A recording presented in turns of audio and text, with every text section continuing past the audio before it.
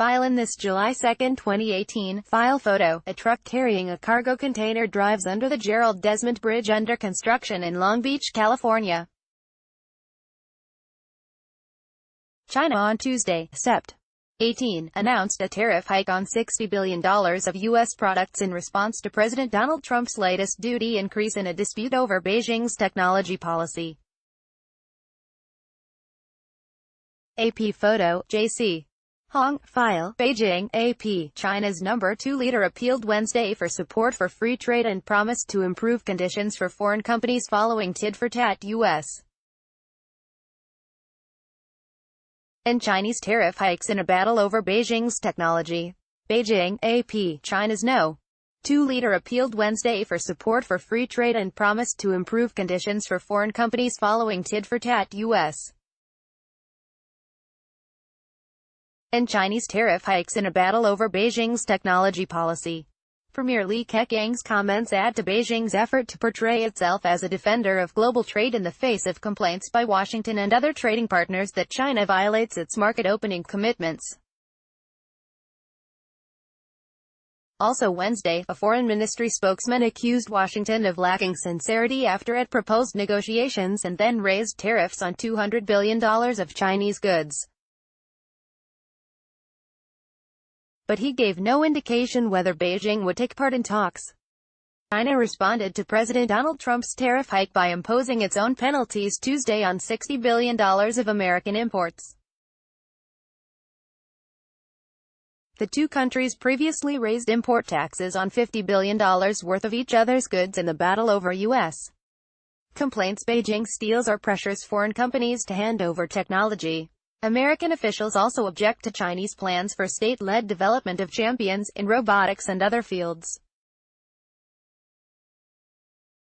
They say that violates Beijing's market-opening commitments and mighty road U.S.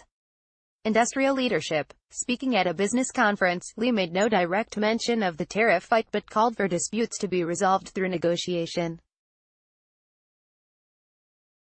It is essential that we uphold the basic principles of multilateralism and free trade, the premier said in a speech at the World Economic Forum in the eastern city of Tianjin. Disputes need to be worked out through consultation, said Li, the country's top economic official.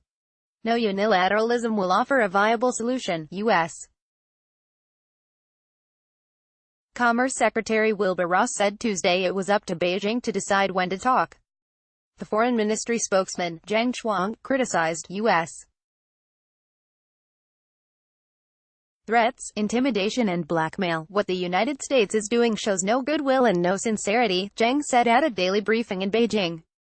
Trump threatened to add an additional $267 billion in Chinese imports to the target list if Beijing retaliated for the latest U.S. taxes. That would raise the total affected by U.S. penalties to $517 billion, covering nearly everything China sells to the United States. Chinese officials deny foreign companies are required to hand over technology. But auto, pharmaceutical, and other foreign companies are required to operate in China through local state-owned partners, which obliges them to share know-how with potential competitors. Foreign governments and security researchers say Beijing encourages and in some cases engages directly in theft of trade secrets. Chinese military officers have been indicted by U.S. prosecutors on charges of computer hacking to steal business secrets. Beijing has tried to appear restrained by doing no more than matching Trump's penalties. But it also has threatened comprehensive measures as it starts to run out of American imports for retaliation due to the country's lopsided trade balance. The American Chambers of Commerce in China and in Shanghai said last week that half of more than 430 companies that responded to a survey say they have suffered from slower customs approvals and been subject to more environmental and other inspections. The Chinese premier indirectly acknowledged complaints about global trade regulation and affirmed Chinese support for reforms. U.S. officials say the World Trade Organization, the global trade regulator, is antiquated and unable to deal with complaints about Chinese-style industrial policies. Beijing agreed this year to join an initiative with the European Union to propose possible reforms. We believe we need to uphold the basic international rules and at the same time make improvements to those that need to keep pace with the times, Li said. Li promised Beijing will refrain from weakening its currency to stimulate exports. China's tightly controlled yuan fell in value against the dollar this year, prompting suggestions Beijing was intentionally depressing its exchange rate to help exporters cope with higher U.S. tariffs. But the central bank has intervened to put a floor under the decline. China will never go down the path of stimulating exports by devaluing its currency, Li said. The premier promised to improve the business environment for foreign companies. He affirmed promises to treat companies equally, a condition to which China committed when it joined the WTO in 2001 but that foreign business groups and governments say it regularly violates. The EU filed a WTO challenge in June to Chinese rules on technology licensing that it said give local companies an unfair advantage.